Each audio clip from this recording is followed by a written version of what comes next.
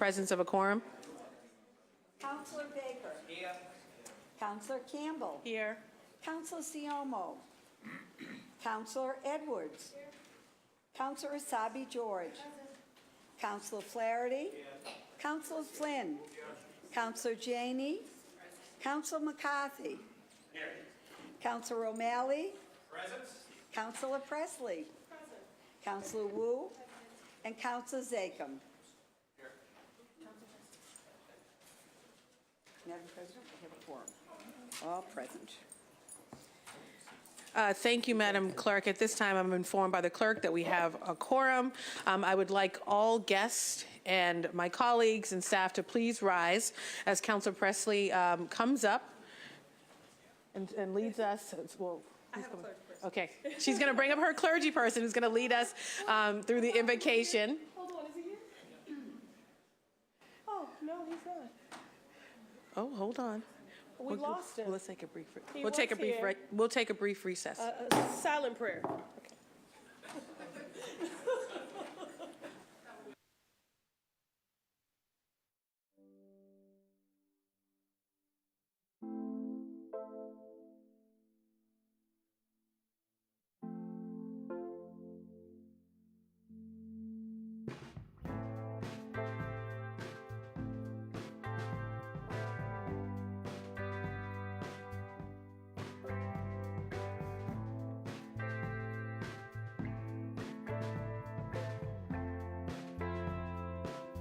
Guests and counselors and staff to please rise as Councilor Presley brings up the clergy for today to lead us in the invocation.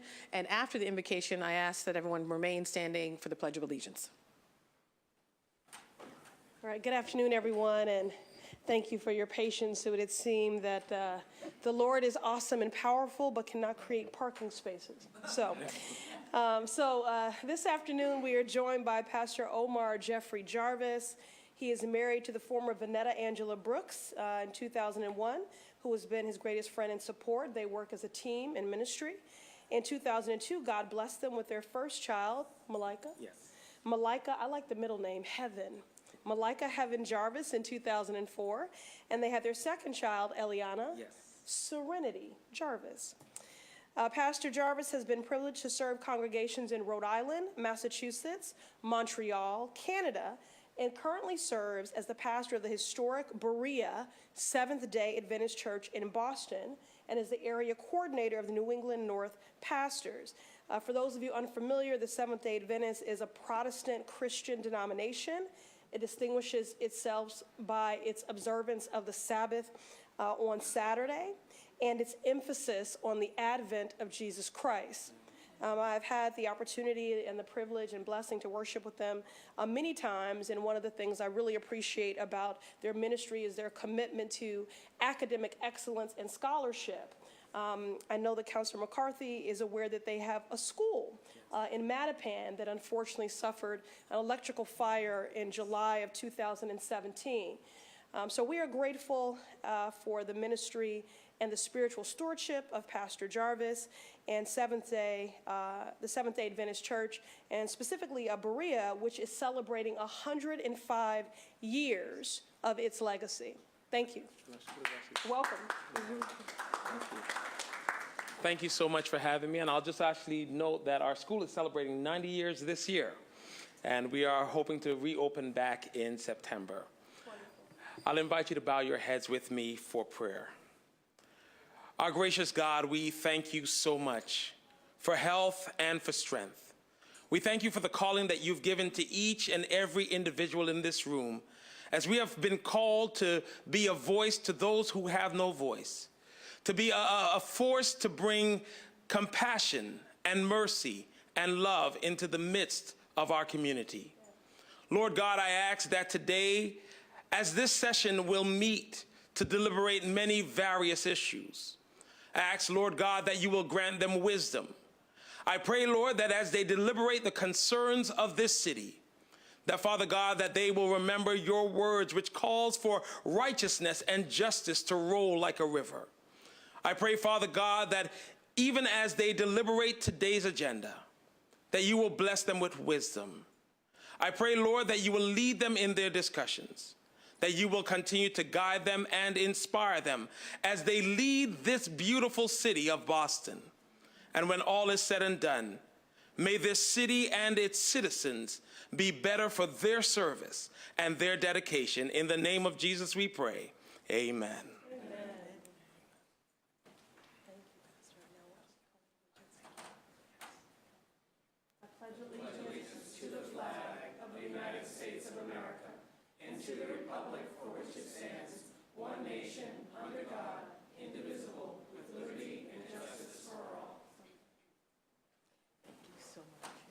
Thank you so much for having me. Thank you. God bless you. I'm so sorry for the debacle, but it was worth it to hear your words. Thank you. Councilor Presley, you gonna stay? Yes. Okay. At this time, Councilor Presley and Councilor Asabi George have a special presentation. Yes, okay. If our guests want to join us at the dais. So good afternoon again. So May is Mental Health Awareness Month, and one of the issues that I wanted to highlight for Mental Health Awareness Month, and in the midst of the ongoing debate around gun violence, I'll just share a little something with you if you had not seen the recent report in the Globe by Nestor Ramos. Quote, when we talk about gun violence these days, we picture madmen on rampages and gangs doing drive-bys. We conjure images of home invasions and random robberies gone wrong. We talk about fear. But most who die by gun violence are not killed by a mass murderer or a violent gang, and fear plays little part. Most gun deaths are suicide, and the person pulling the trigger is the victim. These shootings aren't random or unpredictable or terrifying. Quite the opposite. To those of us who have loved someone who has died by suicide, the loss feels frustratingly and painfully preventable, unquote. It is for this reason, that I and many other advocates, including Moms on Demand, are supporting state legislation, the Extreme Risk Protective Order, the Red Flag Law, which creates a legal avenue by which families and law enforcement can take guns out of the hands of people who a court deemed dangerous to others or more often themselves. Again, given the public health crisis and epidemic that is suicide, I thought it appropriate during Mental Health Awareness Month to have a conversation about what we can be doing to prevent suicide and how we can better support those impacted families. And so I wanted to bring up Joseph D. Feaster, Jr., who is no stranger to this council. He's been practicing law in the public and private sectors for over 40 years, during which time he has developed an expertise in numerous areas of the law, including corporate, employment and labor, real estate, contracts, licensing, zoning, and probate. Joe Feaster is a prostate cancer survivor since 2002 and a strong advocate on mental illness and suicide, particularly since he lost his own son to suicide in 2010. He currently serves on the Advisory Council of Samaritans Incorporated and is chairman of the board of the Urban League of Eastern Massachusetts, is co-chair of My Brother's Keeper, and is a board member of the National Lawyers Committee for Civil Rights Under Law, and I could go on. He's very active in the public health community, and he is going to come before us and talk about the good work of Samaritans Incorporated. But before Mr. Feaster comes up, I also just wanted to invite Councilor Asabi George, if she would like to say something. Okay. So obviously the councilor is up here to endorse this in her role as chair of the Committee on Mental Health, Homelessness and Recovery, and we thank her for joining us in the rostrum. Mr. Feaster. Thank you very much, Councilor Presley. Good afternoon, everyone. I'm a Baptist. Good afternoon, everyone. Good afternoon. Thank you very much. Thank you very much, Madam President. This is the first time in all the years that I've been around in this city to be able to stand behind this rostrum, so I'll just be here for about an hour because it looks pretty good from this side. I'm usually sitting out there. Yeah, but I want to thank, obviously, Councilor Presley, Councilor Asabi George for this opportunity to be before you. I have with me the Executive Director of Samaritans, Inc., who will say a few words as well, so I will reserve some time for him, Madam President. I'm here because I find the whole issue around mental health and suicide, this is my ministry. I know this chamber well because the great Councilor Flaherty, my son worked for him. My son passed in August 3rd, 2010, and those of us who have suffered a loss, we never forget the date, we never forget the time, but what I've decided to do is not to take that particular loss and to be an advocate on the issues of mental illness. So I'm an advocate. I like to agitate. Those of you who know me know I can do that fairly well. And I want to be able to raise and educate folks on the issue of mental illness and suicide. I serve with a distinguished and committed group of folks on the Advisory Council of Samaritans. I also sit on the board of the Mass Association of Mental Health and also on Health Care for All. So I'm in it fully, and what we're here today to thank both Councilor Presley and Councilor Sanabi George is that we want folks to understand, and Steve will talk about this, that we want to break the silence. We want to make sure that this becomes an issue that infiltrates itself into our society so that people will recognize that mental illness is an illness. The other thing that I want to talk about, and Steve will talk about this as well, we provide you with some statistics, and I just want to briefly go through them. These are 2015 statistics, but we had 631 completed suicides. We had 3,967 hospital discharges for self-inflicted injuries, and 7,180 emergency department visits for self-inflicted. The information you have also talks about, it breaks down by gender, breaks down by race. So you see that this is a circumstance which affects us all at all levels. And the reality is that what Samaritan does can protect a coworker of yours, a family member of yours, in preventing them so that they have a place to have a dialogue around this and to possibly walk them away from dying by suicide. So again, I want to thank you for allowing me this opportunity to be here. We need more resources and support, and that's one of the reasons having this opportunity to speak here in this historic chamber is something which I cherish greatly. And if I can, Madam President, I'd like to let Steve Mongeau, the Executive Director of Samaritans, say a few words as well. Thank you very much, Joseph. And really is an honor to be here. I'll just give you a little bit of background what brought me to Samaritans. I first lost a friend to suicide in high school, another friend in college, and I married my college sweetheart. Shortly after our wedding, the father of the maid of honor took his life by suicide, a man we knew pretty well, and then one of our cousins. I then lost several co-workers over the years, but what hurt the most was the loss of one of my brother-in-laws, but the loss of my sister really changed the dynamic in my home dramatically. And coming from one of 8, you know, I always looked up to Kathy, thought of her. She was one of the earliest co-eds at BC. And she was, you know, a bright light to me, and we never saw it coming. Went a lot of years in my family without really, we didn't deny what happened, but we certainly didn't address it. Didn't know how to talk about it. And then I found Samaritans, and it really changed our conversation. It allowed my family to open up about what we had experienced. It gave me the opportunity to share stories with her 7 grandchildren who never had the honor to meet her. So today, and we've done a Samaritan's Walk now for a dozen years in a row, the 5K, and today those kids know about this wonderful woman she was, not the dark secret that she was a grandma that killed herself. So it has really changed my life. I ended up, after discovering Samaritans, volunteering, and when you're sitting in the crisis center at 3 in the morning, and you get a call from someone that tells you, basically, they're calling to say goodbye, but an hour and a half later, they agree to watch the sunrise and talk to you again tomorrow, nothing is more rewarding than that. So we do save lives week in and week out. Not every call we get is an emergency call, but every day we get at least one, is the way the numbers work out. Cracking the code with the city of Boston has been a challenge. I served on the board for over 8 years. And we do a lot of community education programs. So we go out into schools, work with other groups, and do suicide prevention workshops. And despite the fact that we were doing them all around the city, we had never done a workshop in a Boston public school until last year. And the little story behind that is that when Mayor Walsh, right after his inauguration, he attended a Breakfast for Hope. It's not too late for you to sign up for tomorrow's Breakfast for Hope. I'll get back to that in a minute.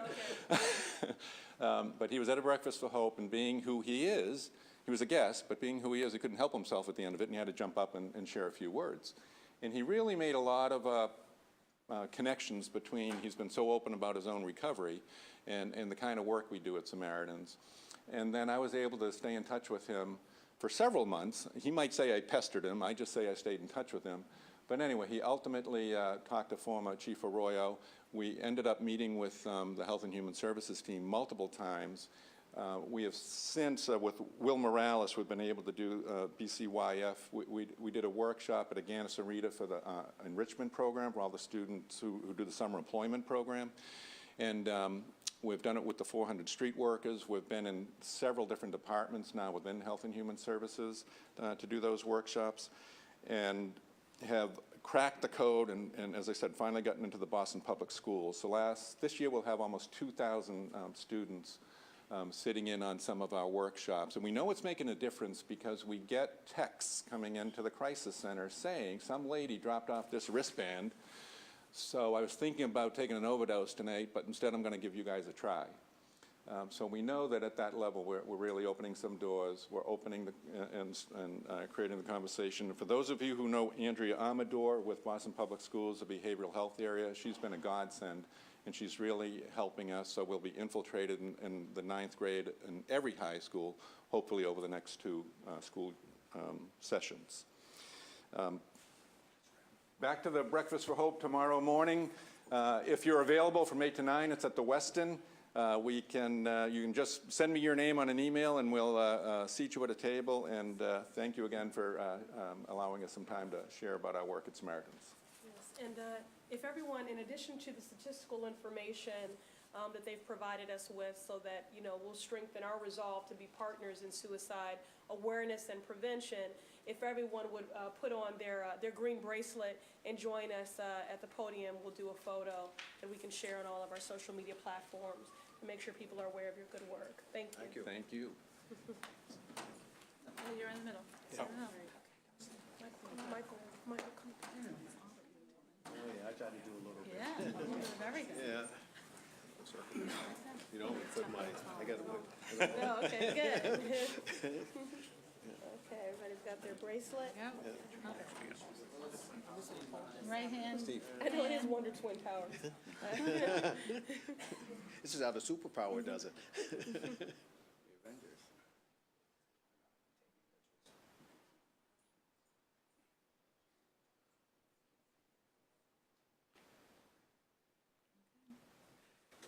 Thank you very much.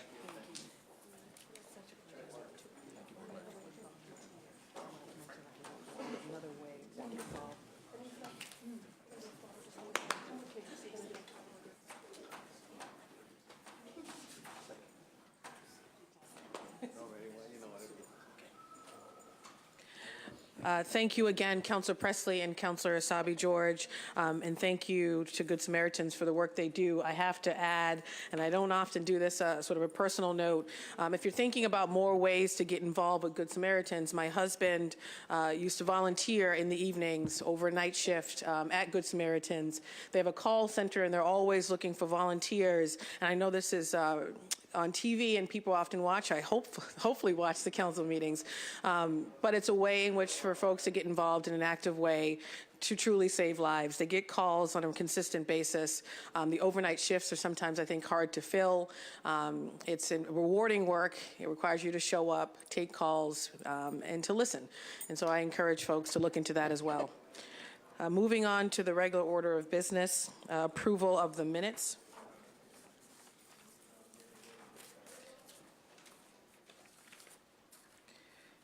If there are no corrections to be made, the minutes of the last meeting will stand approved. Seeing and hearing no objections, the minutes of the last meeting stand approved. Madam Clerk, communications from His Honor the Mayor. Docket number 0709, message and order approving a home rule petition to the General Court entitled Petition for a Special Law Regarding an Act Relative to a Certain Parcel of Conservation Land in the City of Boston. Docket 0709 will be assigned to the Committee on Government Operations. Madam President, would you like me to read zero? Oh, hold Oops, on. Sorry. Sorry.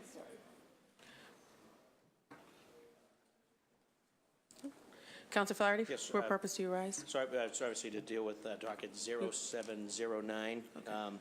And just for everyone's edification, in 1980, 1981, the city acquired 2 parcels of land on what is now known as Reservation Road in High Park. From 1999 to 2000, the city developed a playground on those parcels after the legislature approved the changes of use from conservation to playground use pursuant to Article 97 of the Constitution of the Commonwealth. However, the legislation only listed one of the 2 parcels. It was arguably a clerical error.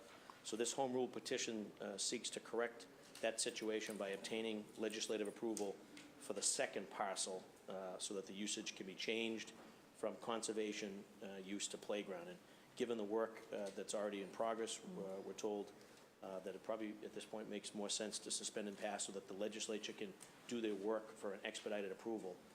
And so through the chair, I'd be moving for suspension rules and passage, but would like to defer to our colleague, City Councilor Tim McCarthy. It's in his district. He knows this area well, and he could further clarify what this is all about.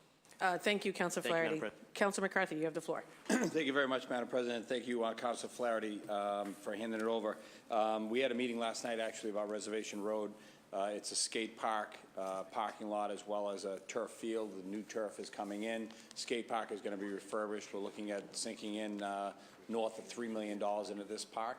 And when the money was beginning to be allocated, we realized the clerical error. So at this point in time, as Councilor Flaherty said, we'd like to have it suspended and passed. Thank you, Council McCarthy, and thank you, Council Flaherty. At this time, obviously, we're not going to assign docket 0709 to the Committee on Government Operations, and I apologize, guys, for not seeing your lights. At this time, Councilor Flaherty, who is the chair of the Committee on Government Operations, seeks suspension of the rules and passage of docket 0709. All those in favor say aye. Aye. Any opposed say nay. The ayes have it. Docket 0709 has been passed. Madam President, would you like me to read 0710 and 0711 together? Perfect. Thank you. Docket number 0710, message and order approving a supplemental appropriation order for the Boston Public Health Commission for FY18 in the amount of $6,252 to cover the FY18 cost items contained within the collective bargaining agreement between the Boston Health Commission and the Firemen and Oilers Local 3 SEIU. The terms of the contract are October 1st, 2016 through September 30th, 2017. The terms of the contract, and October 1st, 2017 through September 30th, 2020. The major provisions of the contract include base wage increases of 2% effective the first pay period of January of each fiscal year. The agreements also contain other benefits, including new step beginning in 2019. And docket number 0711, message and order approving an order to reduce the FY18 appropriation for the reserve for collective bargaining by $6,252 to provide funding for the Boston Health Commission for the FY18 increases contained within the collective bargaining agreements between the Boston Health Commission and the Firemen Oilers Local 3 SEIU. Thank you, Madam Clerk. Council McCarthy, you have the floor. Thank you very much, Madam President. I rise as Vice Chair of the Ways and Means and on behalf of Mark, who he hurt his back last night. So as I said to him this morning, ice for 72 hours, then you can go with heat. Let's hope he's watching with my father and Mrs. O'Malley. Dockets number 0710 and 0711. The funding is for the agreements between the Boston Public Health Commission and the Firemen and Oilers Local 3. There are 3 steam firemen/engineers in the bargaining unit. Docket number 0710 will appropriate $6,252 for the contract. Docket number 0711 will move the funds from the collective bargaining reserve. The Committee on Ways and Means, we've held 3 hearings on collective bargaining agreements since the beginning of the calendar year to hear testimony on the details of the 6 agreements. The collective bargaining agreement is the same, following the same language changes that we've seen before, including the cap on sick leave time redemption and retirement and post-accident drug and alcohol testing. It also has similar cost items such as the addition of paid parental leave and the addition of steps, and a similar wage increase scheduled of 2% per year. The current balance of FY18 collective bargaining reserve is $11,378,730. At this time, the Chair of Ways and Means recommends suspension of the rules and passage of these two documents. Thank you, Councilor McCarthy. At this time, Councilor McCarthy, who's the Vice Chair of the Committee on Ways and Means, recommends suspension of the rules and passage of docket 0710 and 0711. I will take them each separately with a roll call vote. Madam Clerk, if you could call the roll for docket 0710. Counselor Baker? Yes. Counselor Baker, yes. Counselor Campbell? Yes. Counselor Campbell, yes. Counselor Siomo? Counselor Edwards? Counselor Edwards, yes. Counselor Asabi George? Yes. Counselor Asabi George, yes. Counselor Flaherty? Yes. Counselor Flaherty, yes. Counselor Flynn? Yes. Counselor Flynn, yes. Counselor Janey? Yes. Counselor Janey, yes. Counselor McCarthy? Yes. Counselor McCarthy, yes. Counselor O'Malley? Yes. Counselor O'Malley, yes. Counselor Presley? Yes. Counselor Presley, yes. Counselor Wu? Yes. Counselor Wu, yes. And Counselor Zachem? Yes. Counselor Zachem, yes. Madam President, docket number 0710 has received a unanimous vote. Docket 0710 has passed, and we will call the roll for docket 0711. Counselor Baker? Yes. Counselor Baker, yes. Counselor Campbell? Yes. Counselor Campbell, yes. Counselor Siomo? Counselor Edwards? Yes. Counselor Edwards, yes. Counselor Asabi George? Yes. Counselor Asabi George, yes. Counselor Flaherty? Yes. Counselor Flaherty, yes. Counselor Flynn? Yes. Counselor Flynn, yes. Counselor Janey? Counselor Janey, yes. Counselor McCarthy? Yes. Counselor McCarthy, yes. Counselor O'Malley? Yes. Counselor O'Malley, yes. Counselor Presley? Yes. Counselor Presley, yes. Counselor Wu? Yes. Counselor Wu, yes. And Counselor Zachem? Yes. Counselor Zachem, yes. Madam President, docket number 0711 has received a unanimous vote. Docket 0711 has passed. And Councilor Siomo, feel better. We look forward to seeing you tomorrow. Moving on to docket 0712. Docket number 0712, message and order authorizing the City of Boston's Park and Recreation Department to accept and expend a grant of $300,000 from the United States Department of the Interior under Land and Water Conservation Fund, known as LWCF, Act of 1965, Pub. L 88-578 for the purpose of making capital improvements to Reservation Road Park in High Park and to dedicate such park to park and playground purposes. Councilor Flaherty, you have the floor. Thank you, Madam President. This is part 2 from docket 0709. So this time, as Chair, would move for suspension and passage, and through the Chair, defer to the district, our district colleague, City Councilor Tim McCarthy, for an update with respect to 0712. Thank you. Thank you, Councilor Flaherty. Councilor McCarthy, you have the floor. Thank you very much, Councilor Flaherty and Madam Chair. Again, this goes back to the skate park and the Reservation Road field. That's going to have the new field turf on it. So if the feds are giving us the money, we'll take it. Thanks. Thank you. I'm just going to quickly acknowledge Councilor O'Malley, who is the chairman of the Committee on Environment, Sustainability, and Parks, where this would have gone. I'm assuming you have no objection to this?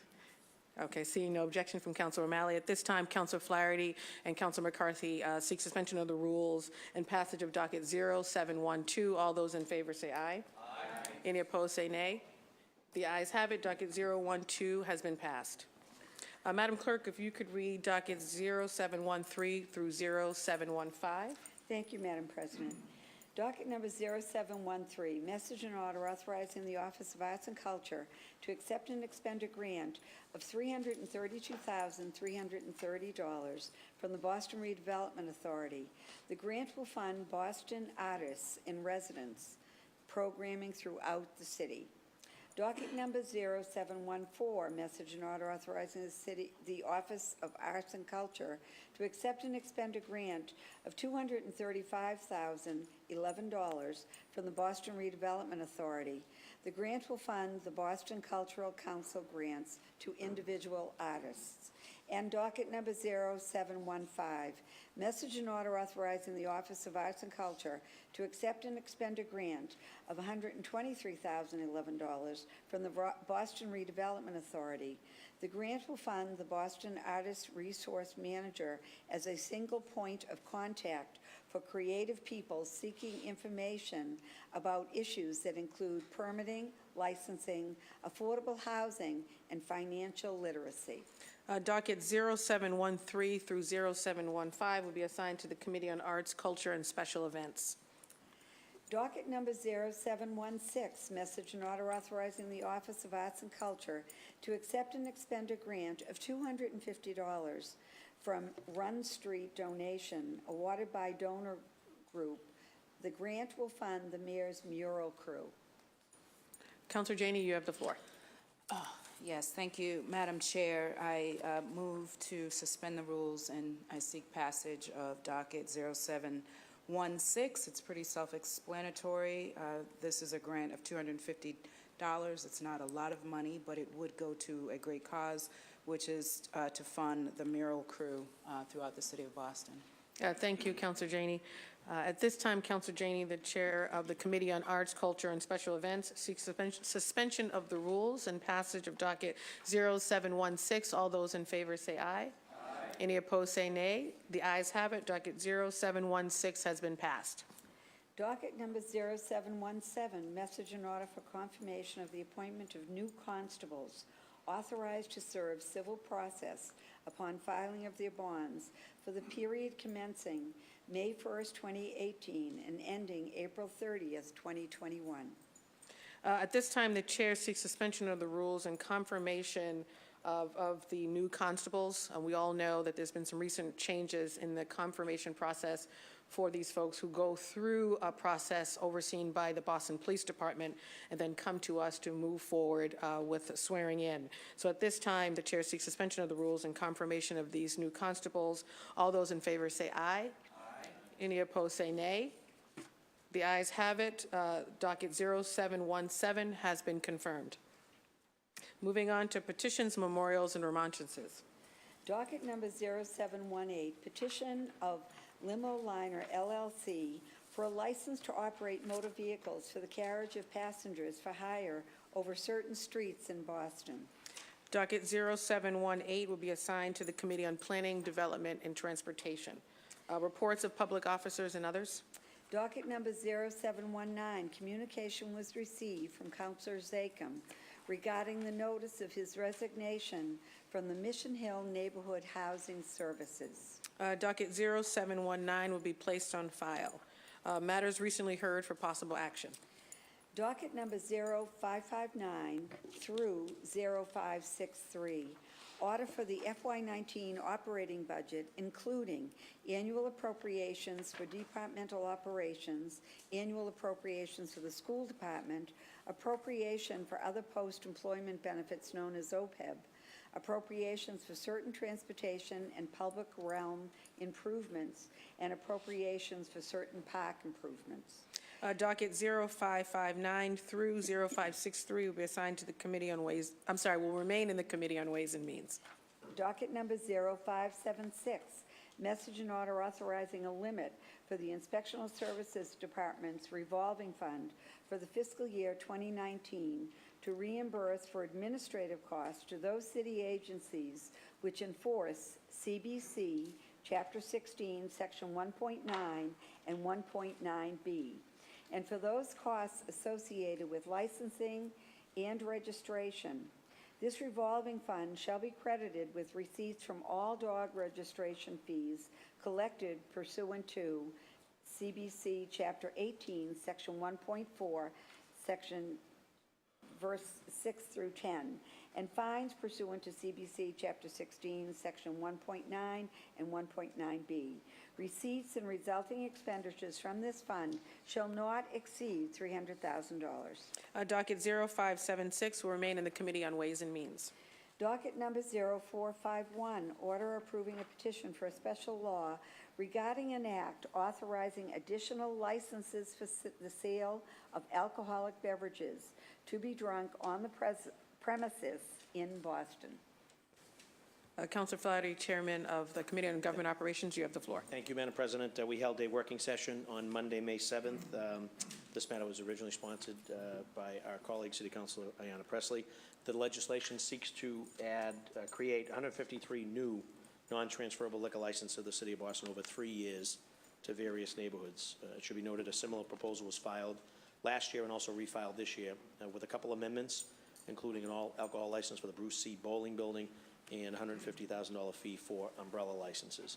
At the working session, we heard from Chief John Barros and Chairwoman Christine Polgini on behalf of the administration, alongside with industry reps and lawyers. Discussion of topics included the allocation of umbrella licenses based on development proposals and their size, the value of licenses, population and business growth, staffing levels, and also the use of the Ballerin decision, which is a U.S. Mass Court of Appeals decision as the standard showing appropriate need before licenses are offered. Further, colleagues offered for consideration other neighborhoods that were not initially included, such as Rosendale, such as the Greenway, such as Charlestown, and such as West Roxbury, on behalf of Councilor O'Malley.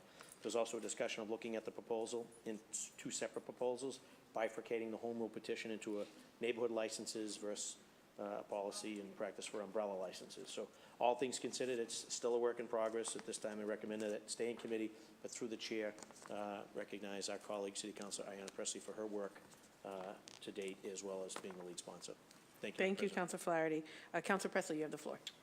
Thank you, Madam President, and thank you, Mr. Chairman, for your stewardship and what I think was a very productive working session. We're not quite ready to bring this matter before the floor. We've got more work to do offline, but I'm confident we'll get there. I want to thank all of you. We ostensibly had a quorum at this working session for your participation on Monday. Thank you for your expressed and demonstrated commitment to the intent behind this legislation. To address disparities and the 2-tiered food system that has existed in our city for far too long. I'm grateful for the earnest debate and candid dialogue and the sharing of ideas and listening to all stakeholders from every side of this issue. I'm grateful this has been a collaborative effort, not just with each and every one of you on this body, but also with our mayor and with Chair Polgini and also with Chief Barros, and of course with our State House delegation. I want to thank the councilors who advocated for their neighborhoods to be opted in. Thank you, Councilor McCarthy, O'Malley, and Edwards for stepping up respectively for Rosendale, West Roxbury, and Charlestown. We have all seen the transformational power of sit-down restaurants in neighborhoods. I know this legislation can lay out a new foundation for a more equitable licensing system and the controlled growth of more restaurants. I look forward to working with the chairman on specific edits, including many that were offered by our colleagues. Keep in mind, the longer we wait as a body, our small business owners are being kept in limbo and forced to guess at the availability and the viability of certain locations in neighborhoods. Now, we still have a deadline for State House action, and in fairness to them, I want them to have time to go through their own process and to weigh in. We are not at a point to vote today, but I hope to work with the chair to firm up the details before the end of May. Thank you. Thank you, Councilor Pressley. Councilor Baker, you have the floor. Thank you, Madam President. I just want to voice briefly the same thing that I said at the working sessions, and this is to my district city councilor colleagues, that these umbrella licenses, in my opinion, cut us right out of the negotiation with these large developments. I know any development coming in front of in my district, I'm going to want them sitting with me more often than less often. Why would we give away something that we created a pathway to? Why would we give it away to now have whoever the administrator is that's going to be dealing with these large developments now saying, we're going to get you liquor licenses? We should be looking to get more power, not give power away. So thank you. So I would want to advocate to, again, bifurcate these these liquor licenses, I think the umbrella licenses should be handled separately. If we're talking about equity in the neighborhoods that need these, let's go after the equity piece, let's go after the neighborhoods, let's take care of the neighborhoods. Someone coming in 1 million square feet of development, I don't think that they're hurting for anything. They should at least have to come in front of us and ask us what we think about their developments, what we think should be going in their development. So thank you, Madam President. Thank you, Councilor Baker. Councilor Janey, you have the floor. Thank you, Madam Chair. First, I would just like to say thank you to Chairman Flaherty for the working session. Very robust discussion. I think very helpful as we move this forward. Also want to say thank you to Councilor Presley for her work and her leadership on this issue. As Councilor Baker just stated, this is an issue of equity. While I think there are some things that could be improved, and happy to work with all of my colleagues to make sure that we get revised language. I want to echo the sense of urgency on this matter, particularly as the chair of the Small Business Committee. This is very important for our commercial districts to have restaurants that offer full liquor licenses as well as wine and beer so that they can become viable options and help to anchor our commercial districts. So just want to echo the need to move quickly through this and still be thoughtful. So thank you. Thank you, Councilor Janey. Councilor Edwards, you have the floor. Thank you again, and I again want to congratulate Councilor Presley on your leadership in this issue. Having been at the working session and having heard a little bit more about the umbrella licenses, and knowing that one of the areas that would be directly impacted by that is Suffolk Downs, I do want to make sure that we have a robust conversation about the impact of the ability, because they're beyond the cap.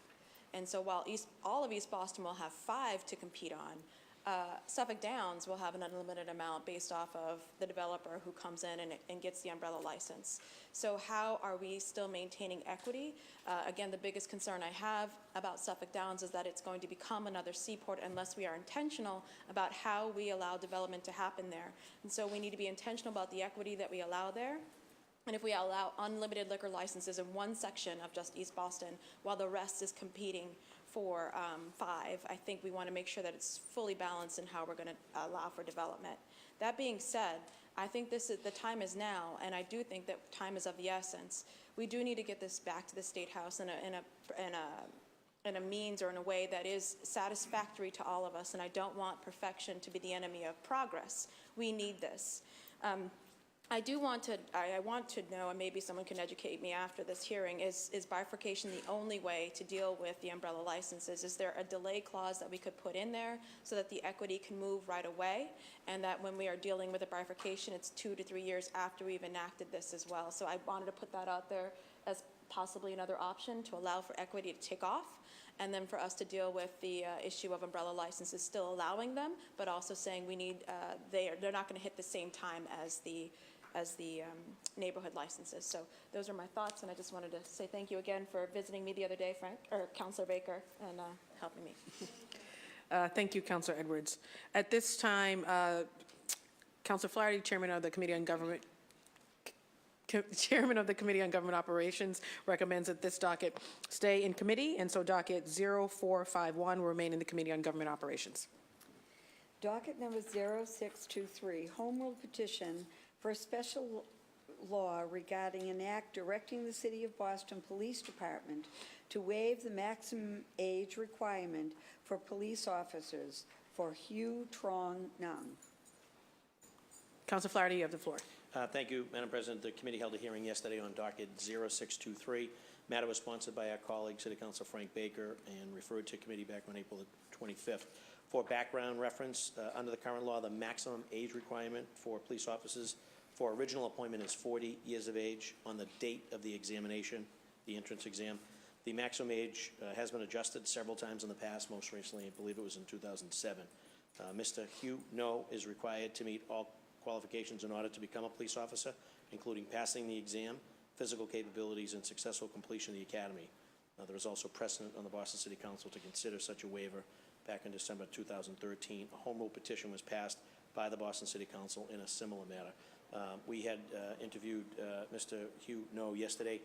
He was actually in the academy. I think he was about 5 or 6 weeks in to the academy. So he passed the entrance exam. He passed the recruit investigation. He passed the background check. He passed the physical fitness test. He passed the drug test, and he passed the psychological test into the academy, and was in the academy when had to, I guess, what's the appropriate word? I don't know if it was resign, I guess. Withdraw. Well, withdraw for family reasons.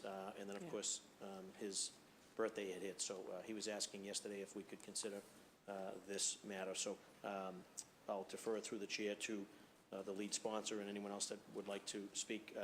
But moving for passage of docket 0623 at the conclusion of people's comments. Thank you, Councilor Flaherty. Councilor Baker, you have the floor. Thank you, Madam President. Council Flaherty summed it up quite well. Just a little more on top of that. Huey's from Fields Corner, Dorchester guy, born and grow, BPS graduate. He has a degree in engineering and a degree in criminal justice. And he also is Vietnamese and is fluent in Vietnamese, where we know we don't have enough Vietnamese officers, and I think Huey would add value to the city of Boston. So thank you. Thank you for your consideration.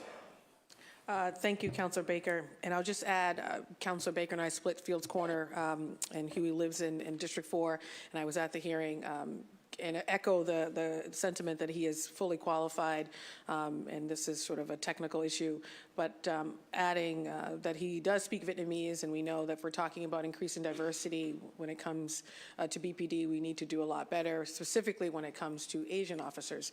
So thank you, Councilor Flaherty, for having a hearing on this, and thank you, Councilor Baker, for filing it. At this time, Councilor Flaherty, Chair of the Committee on Government Operations, recommends acceptance of the committee report and passage of docket 0623. All those in favor say aye. Aye. Any opposed say nay. The ayes have it. Docket 0623 has been passed. Moving on to motions, orders, and resolutions. Docket number 0720, Councilor Edwards offered the following. Order for hearing regarding the East Boston zoning initiative and master plan. Councilor Edwards, you have the floor. Thank you very much.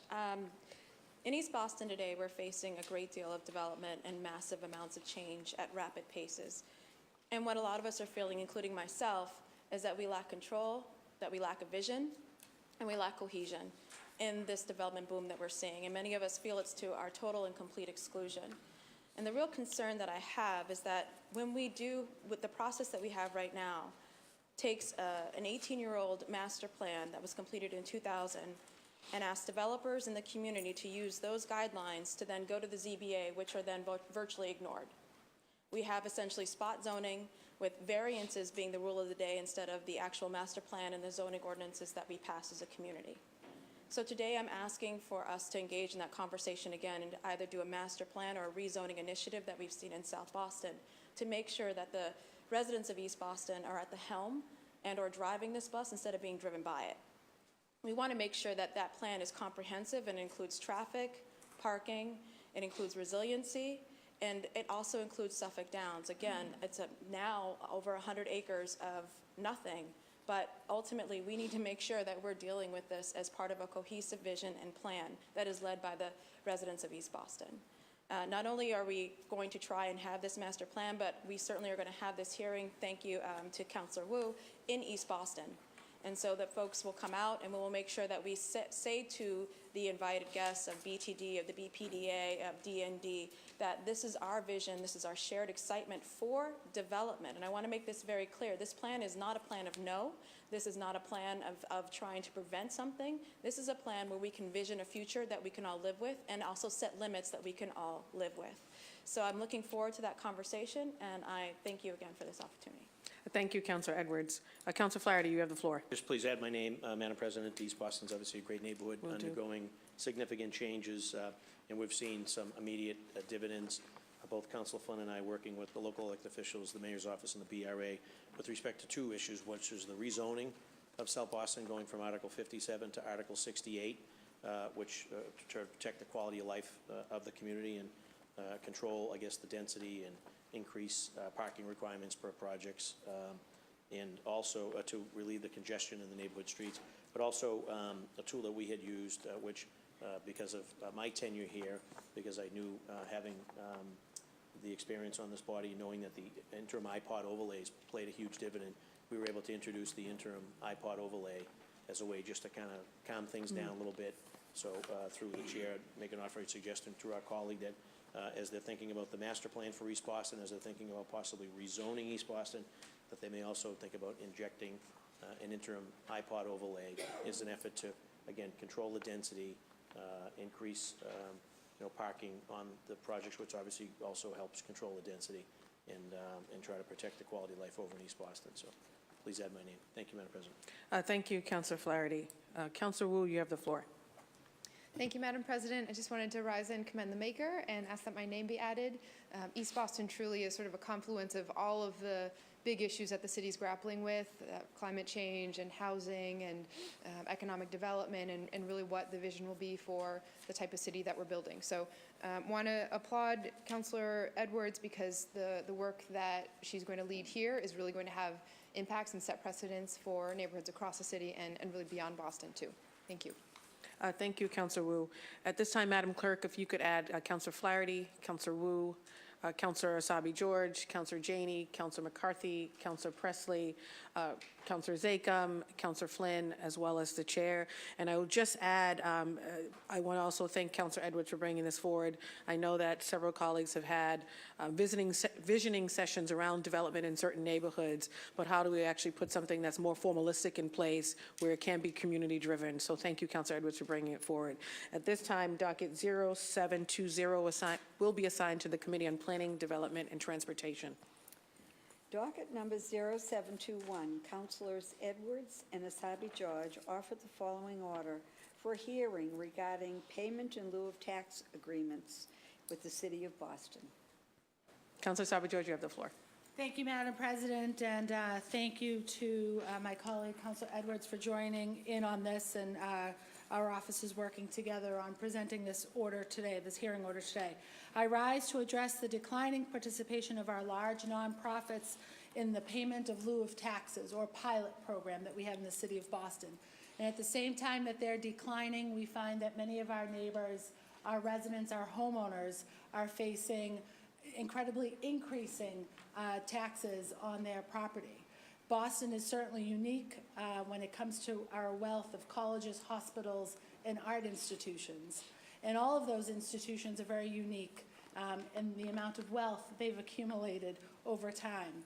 They own acres of our most valuable land and continue to buy properties, taking them out of our tax base and leaving taxpayers to make up for that loss. Many of our tax-exempt institutions enjoy enormous endowments, run billion-dollar capital campaigns, and build luxury dorms and top-of-the-line athletic facilities. Many have expanded their campuses to other cities and invested funds in offshore accounts. Money doesn't seem to run in short supply at our tax-exempt institutions, except for some. When it comes to the city, they proudly call home. The vibrant city that attracts visitors to their exhibits and students to their classrooms, but also the city that has public schools running bake sales and online Fund Me campaigns to buy supplies or keep an arts program. The city where students experiencing unprecedented levels of stress, asthma, and allergies are all too often find there is no nurse or psychologist available at their school. The city with a majority of students with learning challenges and learning English as a second language, but without enough funds for libraries or librarians in many schools. The city where some schools have no playing fields and must pay colleges to use theirs, even though the city has given so many fields to our colleges. Many institutions that the programs they offer make up, many of the institutions say that the programs they offer make up for the pilot payments. Yes, those programs are indeed valuable, but the city plows the roads for their tens of thousands of employees to get to work and their delivery vehicles and their buses, and that costs us money. The city protects their buildings from fire, their streets from crime. That costs money. And the city educates a ready workforce for their institutions to thrive, yet many of our residents can't access those jobs. And one look at their income statement shows that they have indeed thrived. Despite this, some institutions have not paid a penny to the city for years, where others are attempting to fulfill their commitment to the city and look at their neighbors who are not. It is all just plain wrong. We need Boston's tax-exempt institutions to keep to the 2011 pilot agreement. Boston needs our tax-exempt institutions to live up to the civic responsibility that fulfills their missions. Pilot has come up a number of times in the last few weeks over the course of our budget process, from the lack of being reassessed over the last few years, which our neighbors know very well that they continue to be reassessed year after year, to hearing that our athletics programs are paying to play on those facilities. So I look forward to working with Councilor Edwards and all of you and looking to return to the partnership and the participation that makes Boston great, especially with these partners. Thank you. Thank you, Councilor Asabi George. Councilor Edwards, you have the floor. First, I wanted to thank my colleague, Councilor Asabi George, for partnering with me on this initiative and what I think is going to be a robust discussion about people or institutions fulfilling their promises to the city of Boston. As you know, and as my colleague stated, 70% of our revenue is coming from property taxes, which I pay regularly, of which all of us pay here. And it is concerning to me that institutions that teach ethics, that teach accounting, that teach math, that teach these basic things, and also hopefully character, these large, wonderful institutions, manage to just forget the promises that they made to the city of Boston. That's not lost on me. What's not lost on me as well is the fact that this body is also working on trying to help low-income seniors come up with a payment plan who want to actually do right by the city of Boston, and we're trying to alleviate that burden on their shoulders, and they're coming to the table, and we're going to come up with that solution. I firmly believe that. But here we worked with these institutions in 2011. We came up with a number, 25% of their taxable income on their property. They agreed to that and walked away. Now, yes, there are some institutions that are paying more than others, and they often pat themselves on a back, and they're paying 75% of 100% of what we're asking for. I think according to their standards and ours, that's a C+. I'd like to get them to an A, and I'd like them to do right by the city of Boston. I also want to make sure that when we talk about institutions, I just don't want academic institutions to be at the table. There are also cultural and medical institutions that also play a huge role in displacement and ownership of huge swaths of our land. And yes, they do provide benefits. There are still another level of institutions that we need to make sure that we're fully transparent about. Massport, for example, does pay pilot payments to the city of Boston. For those who don't know, we are in the middle of renegotiating that agreement with Massport. That's something that we need to be at the table at and we need to be aware of. Not only that, I question openly, and I'm proud to say I'm happy to put it out there, there is also a quasi-government entity that develops regularly and has a profit from that development. It exists because of its development. That's BPDA. And I'd love for the city to engage in possible negotiations with them about any potential pilot payments they can make to us. Yes, they do facilitate pilot payments right now, but I think it's a time for us to be bold. And if we're all coming to the table and coming up with actual solutions that we can enforce, the time is now. Thank you, Councilor Edwards. Councilor Flaherty, you have the floor. Thank you, Madam President. Please add my name, just to refresh folks, I lead the effort as Council President on pilot reform. And we actually created a standalone committee, special committee on pilot reform, which paid tremendous dividends for our city. Clerk and former City Councilor Maureen Feeney participated, as did former colleague, City Councilor Steve Murphy. And as a result of which, the net gain for our city was great. So that was Flaherty round one. Looks like we're getting the head fake now from the institutions. So through the chair, happy to work with you on maybe reinstituting that special committee on pilot reform. I'm happy to chair it. Let's bring these institutions in. Let's find out who they are. Let's find out how they're, what they're contributing to our pilot program. But also gives us an opportunity to oversee the negotiations that the BPDA is conducting with these institutions. So we have a roadmap that's worked. Clerk Feeney can attest to the strength of that committee and the great role that it played in securing additional funds for the very necessary services that we put out. And at the hearings, it was comical because just the level of basic settings, 911 alone, 911 alone calls to colleges and universities was a staggering statistic and figure. Trash collection, staggering. Street cleaning, snow plowing. So the municipal services that we provide these institutions pales in comparison to what we're getting. Granted, we boast of the best institutions probably in the world. They're some of our largest employers. People come all around the world to get an education here, to get health care here. So they're great partners. But they continue to take taxable property off of the tax rolls. And with that, we pay a price. It's an unsustainable situation.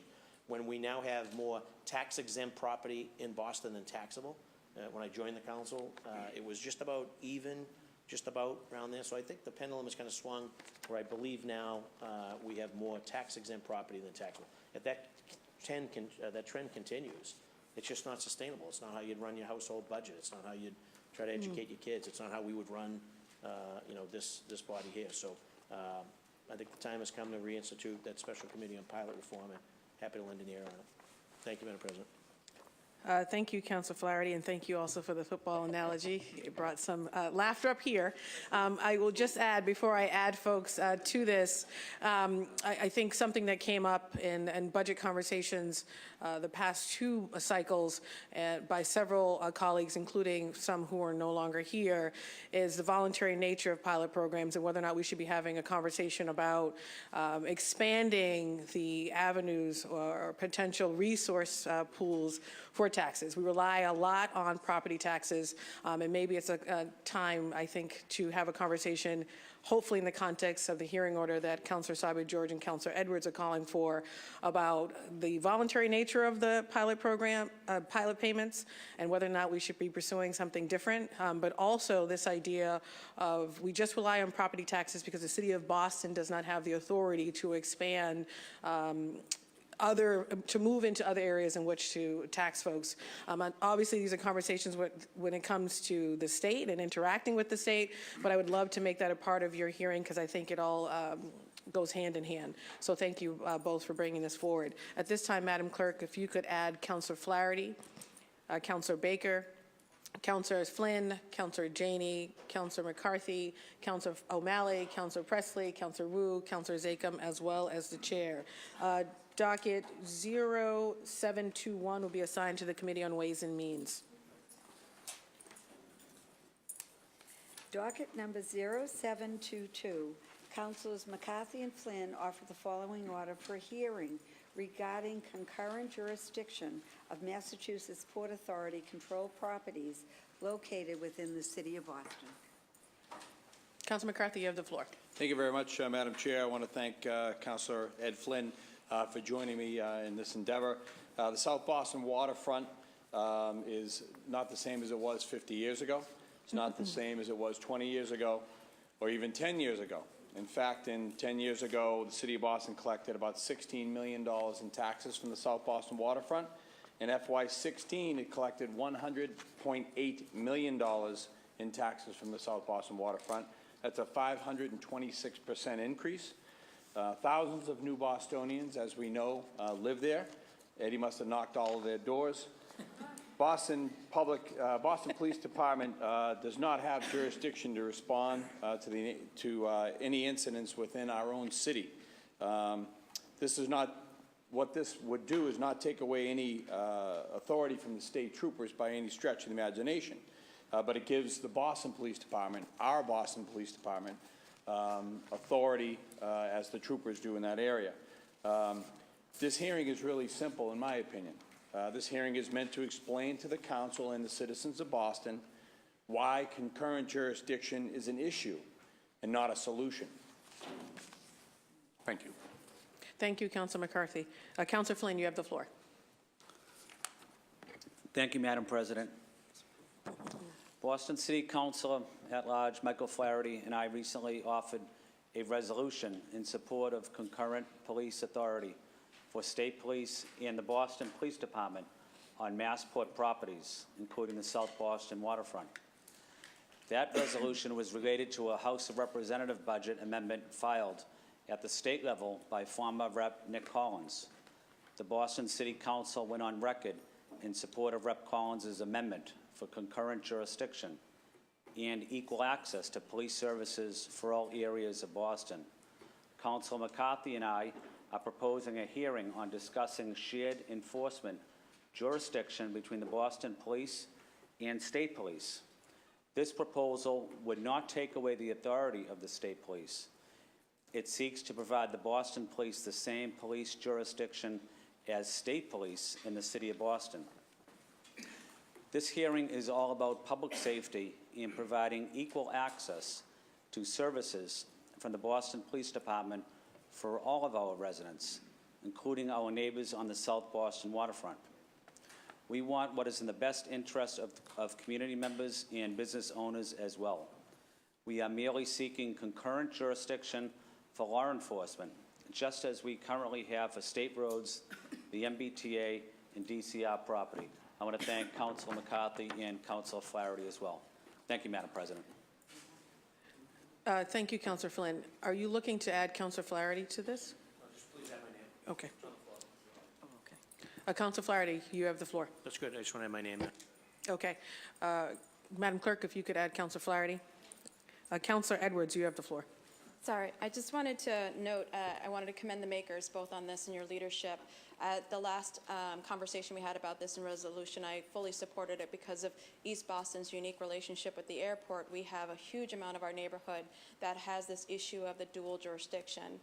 In talking to, at a recent neighborhood association meeting, the local police specifically mentioned that this is something that they find frustrating. One, because they're the ones at the evening meetings. They're the ones coming to the community. They're the ones forming the bonds. And then they're the ones who are held accountable and yelled at if people don't feel safe. So the fact of the matter is, no one really cares which uniform shows up to protect them. They want someone to show up to protect them.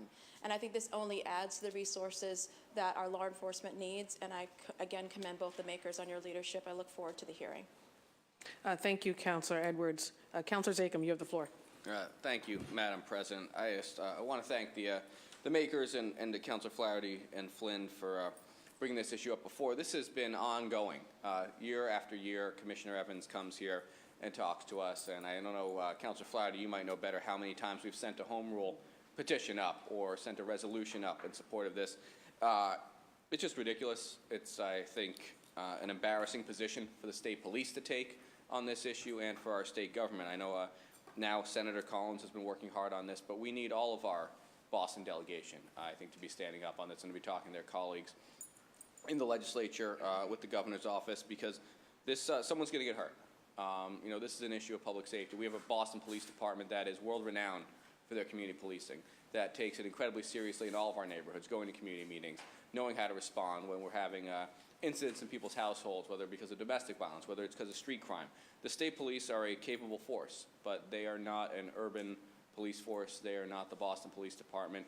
And just from a matter of response time and safety, this is just an unacceptable situation. And I hope we're not here again in 6 months or 12 months or 2 years because there's been a tragedy, because we haven't resolved this ridiculous issue and dispute. So please add my name. I fully support this and would certainly support a home rule petition and any other legislation that would address this issue. Thank you. Thank you, Councilor Zakhem. Madam Clerk, if you could add Councilor Zakhem's name as well as Councilor Edwards, as well as Councilor Baker, Councilor Asabi George, Councilor O'Malley, Councilor Presley, Councilor Wu, as well as the chair.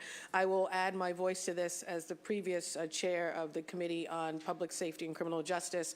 This was an issue that came up often, and I agree with Councilor Zakhem, is quite ridiculous. It's the only place in the city of Boston where our police force can't go and show up and actually do their jobs. And like Councilor Flynn said, the commissioner and the city aren't looking to usurp and take all authority 100%. They're looking to share in the authority and share in enforcement, which we see happens all the time on our state roads, Morton Street, other places in my district, and they work just fine. And what Councilor Edwards says is state troopers don't come to our community meetings. Our C11 and B3 officers do. And so it makes no sense that they can't go above and beyond to support the residents who need them in their time of need and also to enforce the laws of the city of Boston. So thank you, Councilor McCarthy and Councilor Flynn, for bringing this forward. At this time, docket 0722 will be assigned to the Committee on Public Safety and Criminal Justice. Moving on to personnel orders. Docket number 0723, Councilor Campbell for Councilor Janey. Counselor Janey seeks suspension of the rules and passage of docket 0723. All those in favor say aye. Aye. Any opposed say nay. The ayes have it. Docket 0723 has been passed. Docket number 0724, Counselor Campbell for Counselor Janey. Counselor Janey seeks suspension of the rules and passage of docket 0724. All those in favor say aye. Aye. Any opposed say nay. The ayes have it. Docket 0724 has been passed. Moving on to late files, I am informed by the clerk that there is one late file, which in the absence of objection will be added to the agenda. Hearing and seeing no objection.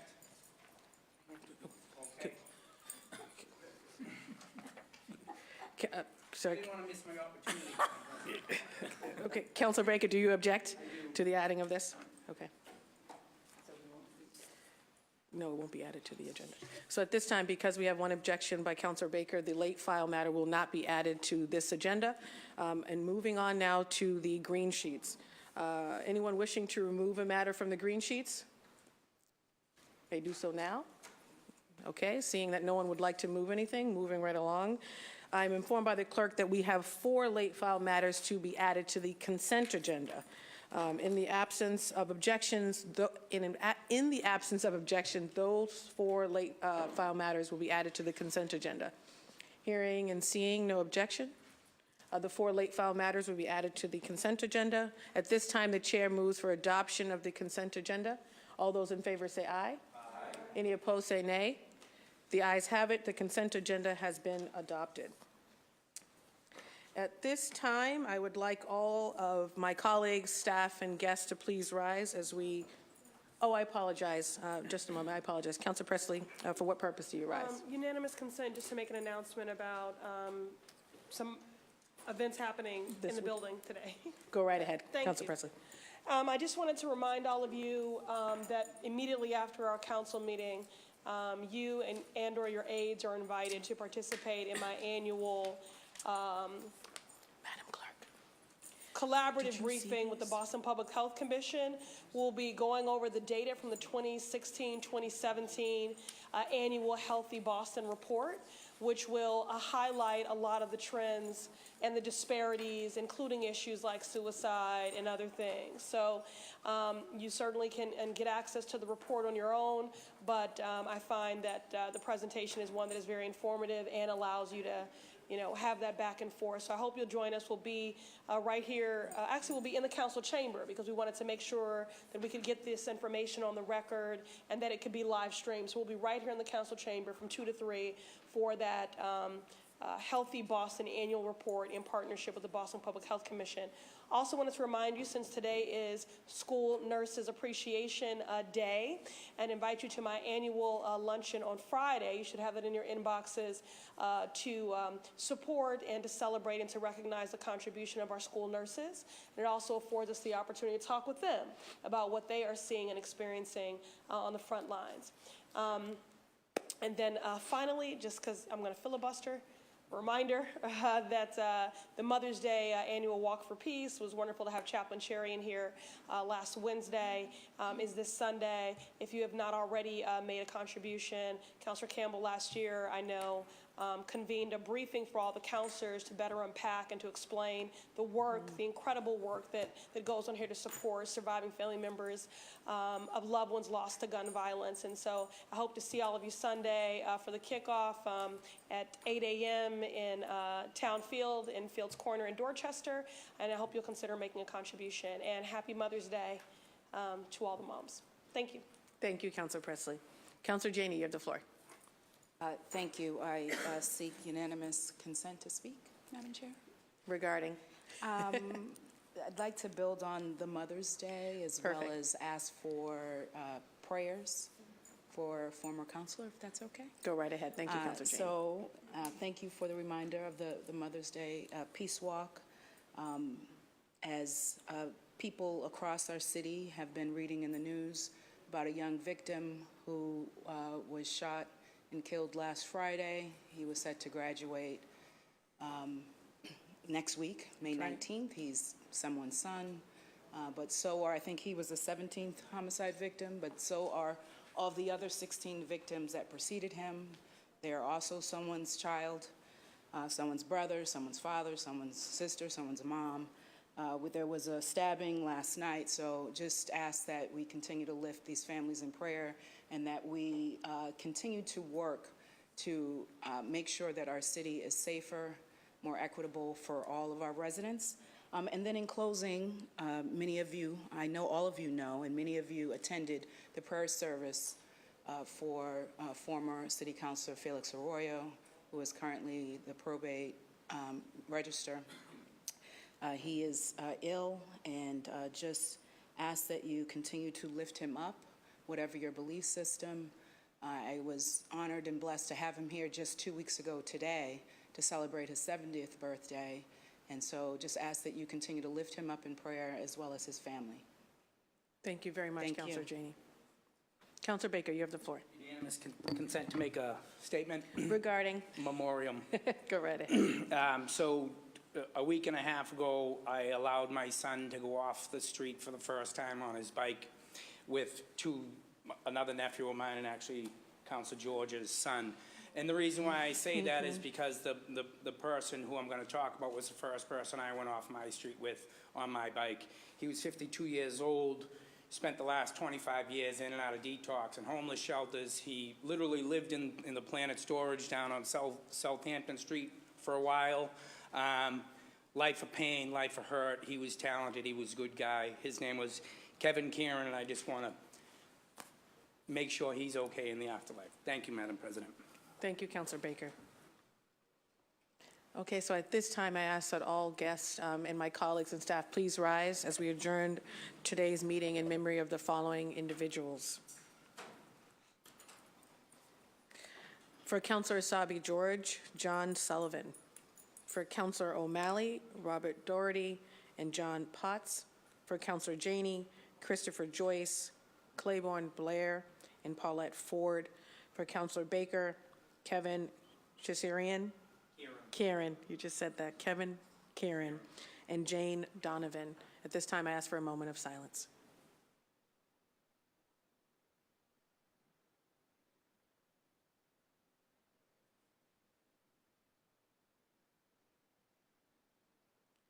Thank you.